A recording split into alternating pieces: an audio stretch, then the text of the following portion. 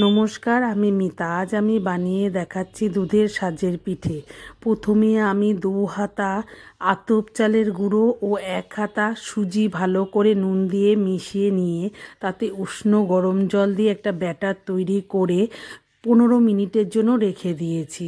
তারপর সাজ বসিয়ে তাতে পিঠেগুলো হাতার সাহায্যে দিয়ে কিছুক্ষণের জন্য ঢেকে দিয়েছি। পিঠেগুলো হয়ে গেলে তা উল্টে নিয়ে নামিয়ে নিয়েছি।